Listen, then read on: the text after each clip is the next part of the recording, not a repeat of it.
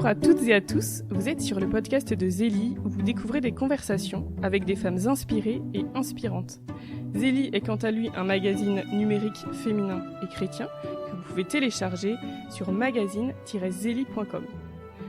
Dans le numéro de septembre 2025, nous évoquons les aidants, ces millions de Français qui aident régulièrement un proche, qu'il s'agisse d'un enfant handicapé, d'un parent âgé ou encore d'un conjoint malade physique ou psychique.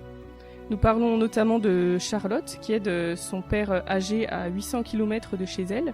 Nous évoquons des aides, des initiatives publiques ou privées qui se développent. Bref, vous pouvez télécharger ce numéro de septembre 2025 gratuitement sur notre site magazine-zélie.com. Le lien est dans la description du podcast. Aujourd'hui, pour ce nouvel épisode de podcast, nous vous proposons une conversation avec Raphaëlle Lougo, une femme de 37 ans, qui a une maladie génétique, la mucoviscidose.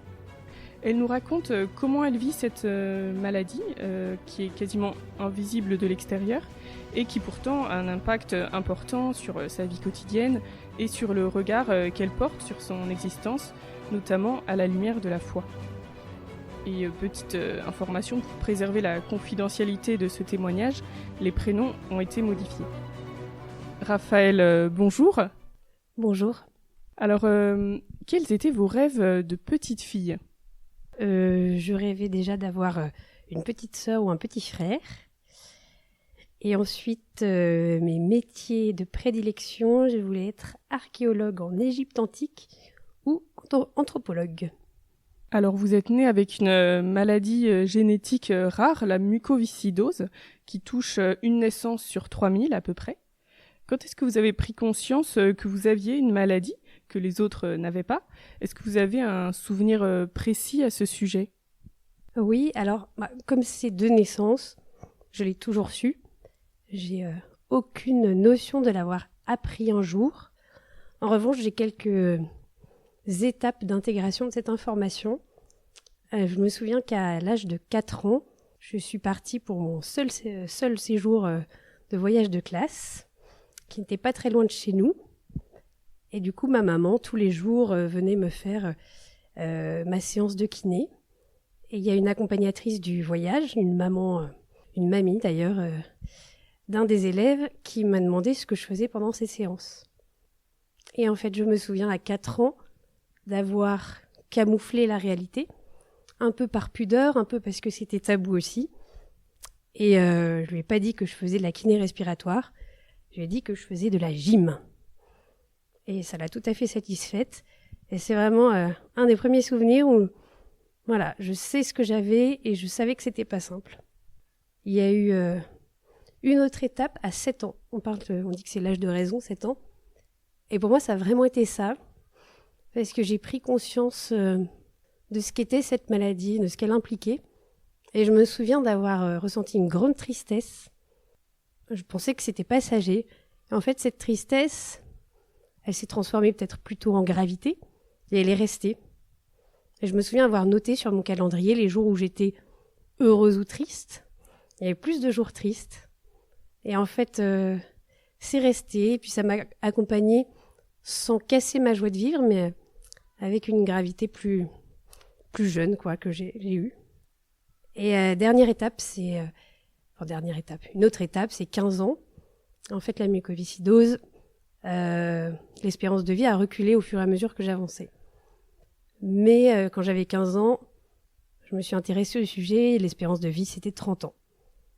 Et je me suis dit, voilà, j'ai fait la moitié, maintenant je rentre dans l'autre pente. Et j'ai commencé à avoir peur de la mort. C'est un peu la dernière étape du process d'intégration. L'histoire m'a montré que 30 ans, c'était pas la limite, mais à cet âge-là, je le savais pas encore. D'accord. Alors, est-ce que vous pouvez nous expliquer en quelques mots ce qu'est la mucoviscidose ? Donc, la mucoviscidose, c'est une maladie génétique transmise par les gènes. C'est 2 gènes récessifs qui viennent de chacun des parents. Donc, les parents ne sont pas au courant qu'ils le portent. C'est une maladie évolutive, donc qui se dégrade au fil des années et qui touche les muqueuses du corps, spécialement, mais pas uniquement, celle de l'appareil digestif et des poumons. Donc la mucoviscidose, c'est des problèmes digestifs et aussi un mucus trop épais dans les poumons qui favorise les infections, l'accueil des bactéries qu'on ne peut pas évacuer parce que le mucus est trop épais. Et en fait, ces infections à répétition finissent par abîmer les poumons et réduisent la capacité respiratoire petit à petit. Donc c'est une maladie grave qui ne se voit pas de l'extérieur, mais pour ceux qui ont un peu d'ouïe, elle s'entend, la voix un petit peu, mais surtout l'essoufflement. J'ai quelques personnes dans mon entourage, pas beaucoup, mais qui, en m'entendant respirer, savent si je suis en forme ou pas. Voilà. Alors, quelles sont les principales conséquences de cette maladie sur votre vie quotidienne, que ce soit à la maison, au travail ou ailleurs aujourd'hui ? Alors, l'impact, il est avant tout temporel dans l'emploi du temps, parce que tous les jours, je dois caser entre 2h30 à 6h de soins. Donc, ça prend un temps monstrueux. C'est des aérosols, c'est beaucoup de kiné respiratoire.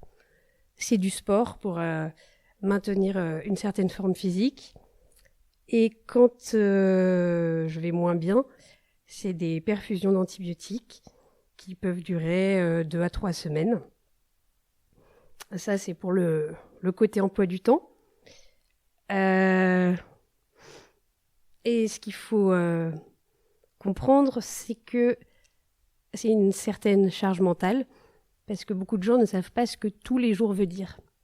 Mais ces soins-là, donc 2h30 à 6h de soins, je les fais tous les jours. Ça veut dire que Noël, jour de l'an, anniversaire, voyage, grippe, fatigue, même le jour de mon mariage, tous les jours, je fais ça. Tous les patients n'y arrivent pas. Et moi, je pense que je peux remercier ma maman qui a bien pris la mesure des choses et à la naissance, on lui a dit « les soins, c'est important, c'est tous les jours ». Et elle a mis en place cette routine tous les jours. Et depuis, je n'en ai jamais dérogé. Et c'est aussi grâce à ça que je suis encore ici aujourd'hui. Et je la remercie. Peut-être dernier impact quotidien, c'est un impact psychologique parce que c'est beaucoup d'incertitudes à court et moyen terme. C'est beaucoup de projets qu'on fait et qu'on annule parce que finalement je suis pas bien. Donc ça a un impact, on va dire peut-être aussi social parfois, un peu d'isolement, ou en tout cas ça demande beaucoup de souplesse de l'entourage. Et juste la kiné respiratoire, ça consiste en quoi par exemple ? Ouais, c'est une bonne question parce que c'est très complexe en fait. Il faut, pour parler de façon très claire, il faut évacuer le mucus qui est dans les poumons. Mais comme ce mucus est très épais et très collant, c'est très dur de le faire sortir. Donc c'est des séances avec différents exercices de souffle, on va dire, avec des petits outils aussi qui peuvent aider. Stimuler les bronches, on va dire ça comme ça. Mais c'est des séances qui sont souvent ingrates parce qu'on fait beaucoup d'efforts et on n'évacue pas autant que ce qu'il faudrait. D'accord. Alors, cette maladie est invisible puisque, comme vous le disiez, en tout cas, on peut vous connaître sans pratiquement s'en rendre compte. Du coup, comment est-ce que vous vivez un peu ce décalage entre la réalité de la maladie et sa perception par les autres, ou sa non-perception, justement ? Ouais, c'est vraiment l'enjeu d'une maladie invisible. C'est pas facile à gérer. Ça a ses avantages. C'est-à-dire que je passe partout et la maladie, elle passe pas avant moi. C'est d'abord moi qui rentre dans la pièce. Ça, c'est super. L'autre aspect, c'est un certain déchirement. Parce que parfois, j'ai l'impression un peu qu'il y a les coulisses, la vraie vie, où je me prépare, où je me bats contre la maladie, où je fais mes soins, tout ça. Et après, il y a le théâtre, dans lequel j'apparais tel un petit rat de l'opéra. Mais quand on regarde les pieds du petit rat de l'opéra, on se rend compte que c'est compliqué. Voilà, il y a une espèce de déchirement qui fait que parfois j'ai l'impression un peu pas de mentir, mais de dissimuler. C'est vrai. Et je suis évidemment très souvent incomprise et je peux pas du tout en vouloir aux gens. C'est pas visible et donc c'est compliqué de comprendre la gravité quand j'en parle. C'est compliqué de savoir ce qu'il faut faire ou pas faire. Et c'est compliqué de pas l'oublier. Il y a beaucoup de gens qui l'oublient, en fait. Il y a un autre aspect qui est par rapport à moi-même. Comme je renvoie une bonne image, dans le regard des gens, je suis pas malade. C'est l'effet miroir. Moi, je me sens pas malade parfois. Et je peux pousser mes limites un peu trop loin parce que mon corps dit pas stop tout de suite assez clairement. Alors avec l'âge, j'apprends à gérer. C'est vrai que j'ai tendance à aller plus loin que ce que je devrais parce que je suis enthousiaste, parce que je veux pas gâcher ma journée, parce que j'aime ce que je fais. Et tant mieux. Mais voilà, j'ai pas parfois une limite si claire de mon corps. Et j'en fais parfois les frais, j'en paye les frais parfois après. Et est-ce que vous informez les personnes rencontrées de votre maladie ? Alors, c'est jamais ma carte d'entrée. Ça se voit pas, donc j'en profite pour laisser la relation s'installer. On crée d'abord une relation sans cette information. Et après, selon les contextes, le besoin que je peux avoir aussi, j'en parle ou j'en parle pas. Ne pas en parler, c'est parfois le plus simple. Mais si je fais un séjour avec des gens, par exemple, je peux plus leur cacher, donc je suis obligée de le dire. Et le dire, c'est libérateur parfois. C'est aussi s'exposer à deux types d'attitudes. C'est accepter que la personne ne comprenne pas, qu'elle soit indifférente et qu'elle me dise « Ah oui, ma cousine aussi a eu la mononucléose, c'est pas drôle ». Et donc parfois c'est douloureux en fait d'avoir lâché cette information capitale et puis de l'avoir considérée avec négligence. Mais ça, je m'y suis habituée, on va dire. Et j'en tiens pas rigueur aux gens. Il y a un autre écueil qui est plus compliqué pour moi. C'est que parfois on a tendance, à force de faire des campagnes sur les handicapés sont des héros, on a tendance à me donner un statut d'icône qui me convient pas du tout. Parce que j'incarne pas le courage. Je veux pas incarner ça. Et c'est parfois... voilà, cette information de maladie, elle est parfois très encombrante une fois qu'elle est délivrée. Du coup, quelles sont, selon vous, les paroles à éviter de dire à quelqu'un qui a une maladie chronique ? Bon, en soi, il n'y en a pas franchement. Moi, ce qui m'arrive souvent et qui peut me mettre en difficulté, c'est « Ah, dis donc, t'as l'air en pleine forme, mais quelle bonne mine. Ah tu vas bien !» Et alors, soit c'est vrai, tant mieux pour la personne, soit c'est pas vrai, et dans ce cas, ça me met dans la position d'être le mauvais coucheur qui va dire « Ah non, en fait, ça va pas. » Et donc, j'aime pas trop cette affirmation « T'es en forme, dis donc », comme si les gens avaient un scanner pour voir ce qui se passait à l'intérieur. Ça me met toujours un peu en difficulté. Et l'autre phrase, c'est un peu « Tu es courageuse. Ah, qu'est-ce que t'es forte. » En fait, là, j'ai l'impression que les gens se disent « Moi, je pourrais pas. Et heureusement qu'elle est courageuse parce qu'elle peut le porter. En fait, non, je peux pas le porter non plus. C'est compliqué pour moi. Et je suis pas en dehors de la race humaine. J'en fais partie et juste quelque chose en plus qui est parfois dur à porter. Et à l'inverse, qu'est-ce que vous aimeriez que l'on vous dise ? Ce que j'apprécie, c'est plus les témoignages d'empathie, de sollicitude. On dit souvent qu'on fuit la pitié. Alors la pitié, je sais pas, mais l'empathie, moi, je la fuis pas du tout. Je me souviens de 2 personnes, notamment à des années d'écart, qui ont pleuré en découvrant mon histoire. La première, c'était une kiné pendant une hospitalisation qui a vu la séance. Elle était stagiaire. Elle a été hyper émue. Et en fait, moi, ça m'a touchée parce que j'ai pas l'habitude beaucoup de recevoir cette empathie et ça m'a fait du bien. Donc c'est plutôt, la sollicitude qui me fait du bien. Et c'est aussi la présence de mes amis. Ça, c'est très important. Et là-dedans, ce que j'aime, c'est qu'on continue à se partager les minuscules soucis de la vie ou les plus gros soucis de la vie sans chercher à se dire « Ah oui, non, mais toi, c'est encore pire.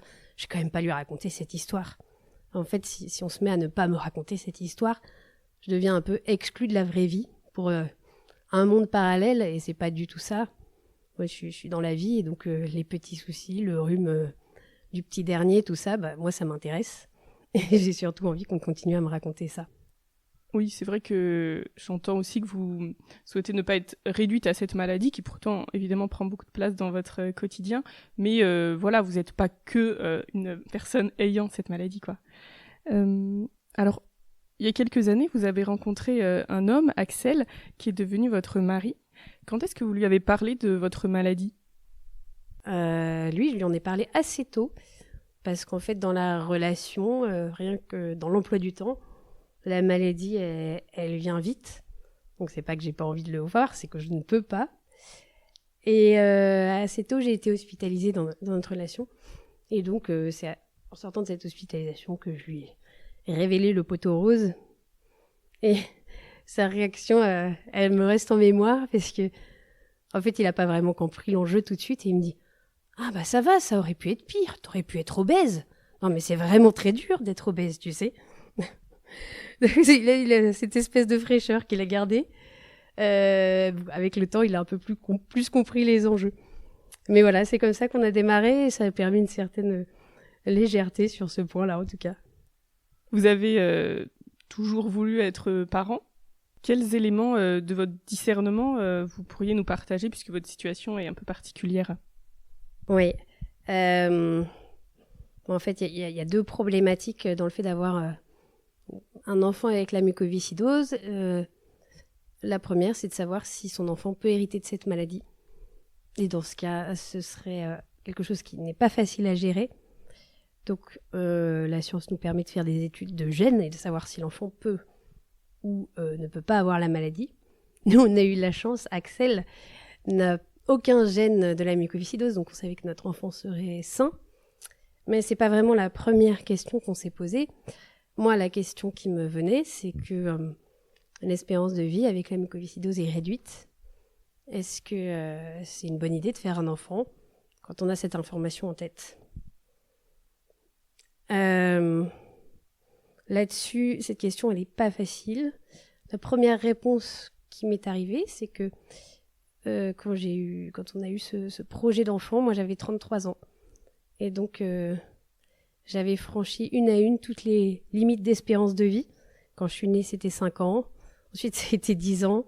Ensuite, ça a été 30 ans, assez longtemps. Et puis, 30 ans sont arrivés. Donc, je me suis dit, je peux quand même pas me laisser limiter par un chiffre qui ne m'a pour l'instant jamais concernée. C'était la première chose. Et la deuxième chose qu'on s'est dit, c'est que alors c'était théorique, hein, quand on a un enfant c'est peut-être différent, mais quand on offre la vie, on offre aussi malheureusement la souffrance, et que nos enfants sont amenés à souffrir. On ne pourra pas les protéger de tout. Et donc on n'est pas maître de tout, et il faut accepter ça. On en reparlera plus tard, mais c'est vrai que c'est une problématique qui est quand même assez forte quand l'enfant est là. On théorise avant, et puis quand l'enfant est là, on le vit.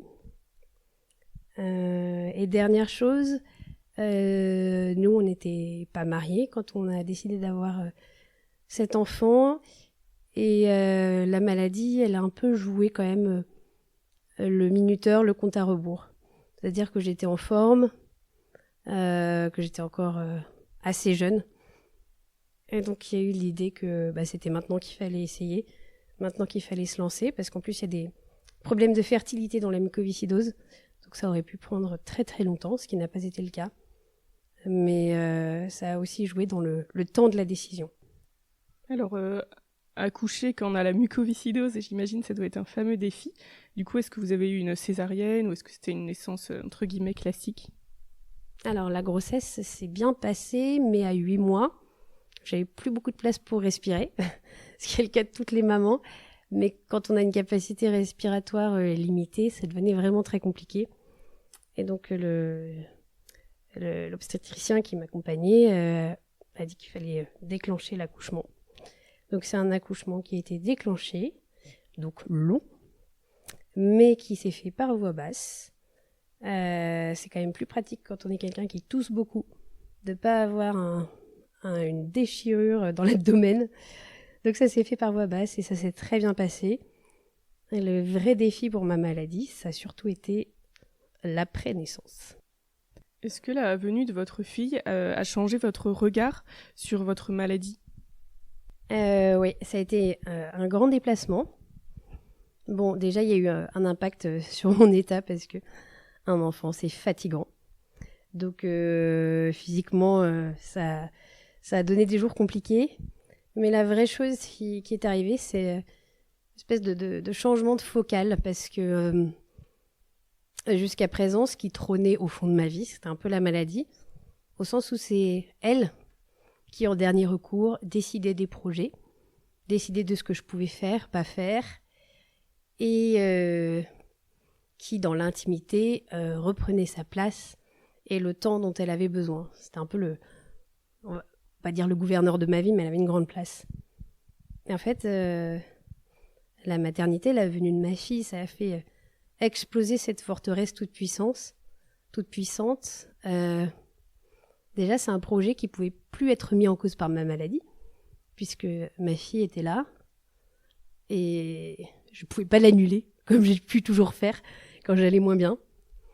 Donc elle a pris cette place-là. Elle a pris aussi la place du repos, des soins, qui était tout puissant. Alors j'ai vraiment évidemment continué tout ce qu'il fallait faire, mais elle a été plus gouvernante que ma maladie ne l'était. Et pour moi, ça a été c'est un vrai accomplissement. Ça m'a donné d'être une mère avant tout, de découvrir la maternité au cœur de ma personne et même plus forte que la maladie. Alors, comment est-ce que vous allez aujourd'hui ? Alors, aujourd'hui, je suis dans j'espère que c'est pas un tournant, en tout cas dans une phase compliquée de ma maladie, parce que donc la mucoviscidose, c'est des infections pulmonaires à répétition. Comment on soigne les infections bactériennes avec des antibiotiques ? Et les antibiotiques, quand on les prend, quand on les reprend, on développe des résistances. C'est-à-dire que les bactéries, elles ont un fort instinct de vie, elles aussi. Et elles développent tout un tas d'astuces pour survivre aux antibiotiques. Et moi, là, j'arrive à un stade où les antibiotiques ne fonctionnent plus sur les bactéries que j'ai. Et ça complique beaucoup les choses. Donc ma capacité respiratoire, c'est beaucoup dégradé. Une capacité respiratoire, ça se mesure en litres ou en pourcentage. Donc une personne en bonne forme, elle a entre 80 et 110% de capacité respiratoire si elle est sportive. Et moi, là, je suis arrivée à 30%, 30 petits pourcents. Ça veut dire que j'ai pas beaucoup de réserve si je vais moins bien. Donc j'arrive à un stade où soit je trouve les moyens de remonter un peu, soit je stagne et c'est pas très confortable, soit je descends. Et dans ce cas, une des solutions, ça peut être la transplantation pulmonaire. Mais on l'envisage vraiment en tout dernier recours quand on sait que le patient va mourir si on ne le fait pas. Parce que c'est une opération risquée. C'est surtout les premières années après l'opération, l'année 1, 2, 3, où il y a beaucoup de rejet des poumons et beaucoup de complications possibles. Et donc on y va quand on n'a plus le choix. J'en suis pas là, je suis dans un entre-deux actuellement qui est pas très confortable. Et votre mari Axel, du coup, a un peu un rôle d'aidant, justement, on en parlait au début du podcast. J'imagine qu'il doit forcément pas mal s'adapter à votre maladie. Et quel est votre regard sur ce rôle d'aidant que tient votre mari à certains moments ? Quand on dit aidant, moi j'ai l'impression que c'est un infirmier bis qui va s'occuper de la personne. Nous, ce qui va se passer, c'est que dans les moments où je suis moins en forme, je vais faire moins de choses à la maison. Et il va avoir beaucoup de travail lié à la maison. Donc déjà, il fait les courses tout le temps, mais en plus, il va faire la cuisine. Et voilà, il va avoir une charge supplémentaire. Et il arrive un moment où lui aussi est fatigué. Et donc, on est tous les deux fatigués. On ne peut pas jouer à qui est le plus fatigué, parce que c'est toujours moi qui gagne. Donc, c'est un partage des tâches et c'est difficile. C'est très humain, c'est vraiment une histoire de couple. Et voilà, j'ai de la chance parce qu'il est très, très présent, à la fois pour moi et puis en termes logistiques et matériels. Et ça, c'est... Ben voilà, je l'ai bien choisi. Hein. Et l'autre aspect que je voulais dire, c'est que je veux lui laisser cet espace où lui, il a le droit d'être malade aussi. Et un homme malade, on sait que c'est important d'être reconnu, et sans toujours l'écraser en disant « Ah oui, mais moi, c'est pire ». Non, ouais, je suis assez contente parce que récemment, il a eu un gros rhume et il a pu se plaindre autant qu'il voulait. En tout cas, il a senti l'espace de le faire. Et je trouve que c'est très important. Dans les moments difficiles, une hospitalisation par exemple, qu'est-ce qui vous aide à tenir? Est-ce que c'est le soutien des autres? Est-ce que c'est vivre l'instant présent? Est-ce que c'est l'écriture ou autre chose? Ouais, c'est beaucoup le soutien des autres, de mes proches, de mes amis. C'est aussi de lier des liens, si je suis à l'hôpital, de lier des liens sur place, même si ce sera pas long. Ça, j'ai vraiment besoin des liens humains. C'est ce qui m'aide le plus. Après, quand je suis hospitalisée à la maison, par exemple, c'est d'avoir des petits rendez-vous, un déjeuner par-ci, le coiffeur par-là, voilà, de structurer mon temps comme ça. Et enfin, moi, j'écoute beaucoup, beaucoup de podcasts. Donc c'est quelque chose aussi qui me permet vraiment de me ressourcer avec aussi la lecture. Et quel est le rôle de votre foi chrétienne dans le vécu de votre maladie? Alors, quand je suis vraiment pas bien, la foi, la spiritualité, tout ça, ça me paraît très peu accessible. Ensuite, moi, j'ai une foi qui est pleine de doutes. Mais à force d'être pleine de doutes, en fait, elle dure, puisque je la remets en question sans cesse, mais elle m'accompagne depuis des années. Et dans mon expérience, en tout cas, le corollaire l'autre face du doute, bah, c'est l'espérance. C'est que l'espérance chrétienne, j'ai vraiment l'espérance de rencontrer Dieu un jour et que tout ce qui se vit ici, malgré son absurdité, malgré son injustice, ça a du sens dans le regard et dans l'amour de quelqu'un. Est-ce c'est déjà arrivé que vous vous sentiez rejointe ou consolée par Dieu, par l'intermédiaire de quelqu'un sans doute, à un moment de votre maladie? Ouais. Je dois avouer que l'Église catholique est pas mal sur ce sujet. Parce qu'il y a vraiment une attention aux plus fragiles, aux plus faibles. C'est un endroit où même si personne ne sait, souvent on ne sait pas que je suis malade, en tout cas c'est un endroit où je me sens à ma place. Et ouais, la présence de l'Église et de mes amis croyants, dans cette attention aux plus fragiles qui est vraiment, je trouve, la richesse de la religion catholique. Bon, pas que, mais en tout cas de celle que je connais. C'est quelque chose qui me porte beaucoup.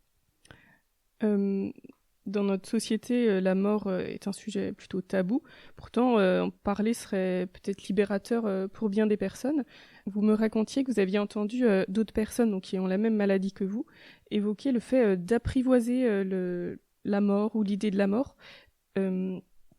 Puisque effectivement on l'a vu, quand on a la mucoviscidose, on vit moins longtemps que les personnes saines.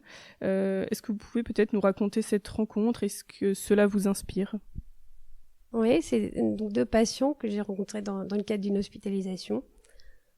Et puis, je leur parlais de mon état qui me préoccupait. Et de façon très candide, ils m'ont dit « Mais t'es pas prête à mourir ?»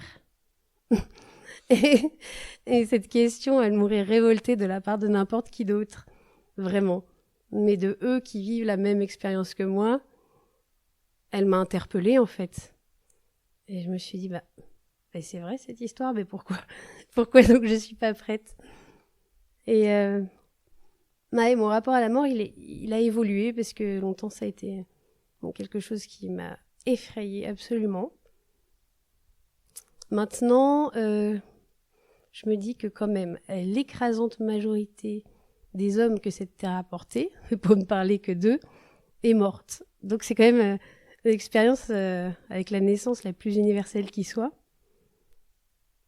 Et l'autre chose qui me porte, c'est une citation de Montaigne qui m'a éclairée, qui dit « On ne meurt pas de ce qu'on est malade, mais de ce qu'on est vivant ». En fait, je vais peut-être, oui, mourir de ma maladie, mais c'est pas un accident. En fait, la mort n'est pas un accident, c'est une certitude. Et donc, ça, à titre personnel, je suis beaucoup plus en paix avec cette idée que je ne l'ai été. Mais, il y a un mais, j'ai une fille. Et en fait, il y a des sociétés, je pense, qui sont préparées, peut-être parce qu'elles ont moins de confort matériel, d'espérance de vie, elles sont préparées à intervenir à avoir un système en cas de décès de l'un ou l'autre des parents. C'est le cousin, la tante, voilà. En fait, l'enfant n'a pas perdu sa famille. Dans notre société, la famille nucléaire, on va dire, papa, maman, les enfants, elle est fragile parce qu'elle est seule. C'est tout juste si on accepte les grands-parents pendant les vacances. Et il y a plein d'avantages à cette solitude, à cette liberté. Mais s'il y a des parents qui meurent, l'enfant se retrouve dans un... Je trouve, où j'ai peur, où je projette, que l'enfant soit dans un état de vulnérabilité énorme, avec un parent qui manque pour l'accompagner dans la vie, pour le protéger, et personne qui vraiment se substitue aux parents, ni dans le quotidien, ni dans les étapes de la vie. Et donc, dans ce cas de figure, non, moi je suis pas prête du tout à mourir, et c'est ce qui me réveille la nuit, c'est d'être là pour ma fille, parce que je vois pas qu'il soit possible de traverser la vie actuellement sans avoir sa maman derrière soi. Et j'ai la chance d'avoir la mienne d'ailleurs, donc je sais que c'est important. Alors, pour finir, est-ce que vous avez envie de communiquer un message ? Je vais faire un peu de pub parce qu'on est en septembre. Donc les 27 et 28 septembre, dans toute la France, il y a des événements familiaux, des animations dans le cadre des Virades de l'Espoir. Les Virades de l'Espoir, elles permettent de récolter des fonds pour la mucoviscidose. Donc les familles, les enfants, les grands-parents sont bienvenus. C'est assez festif. C'est un peu type Téléthon pour ceux qui voient. Et si vous voulez participer, vous êtes les bienvenus. Alors, on va finir par les petites questions de la fin. À chaque question courte, vous pouvez répondre par une phrase courte ou non. Complétez cette phrase. La personne humaine est pleine de ressources. Un livre que vous aimez ? Oui, j'aime beaucoup Une vie bouleversée de Etty Hillesum. Une femme qui vous inspire ? J'ai entendu récemment les témoignages de la sœur du père Hamel. Donc, le père Hamel qui a été assassiné par un acte terroriste il y a quelques années à Saint-Étienne-du-Rouvray. Et en fait, c'est pas uniquement son témoignage à elle, c'est l'histoire de son amitié avec la maman du jeune qui a tué le père Hamel. Et leur histoire, leur rencontre et ce qu'elles ont réussi à faire après cet événement, le lien qu'elles ont réussi à nouer alors que tout était destiné à les séparer, m'a énormément touchée. Un moment qui vous ressource ? Un petit coup de téléphone avec une amie. Que direz-vous à Dieu quand vous le verrez ? Je pense que je vais d'abord l'écouter.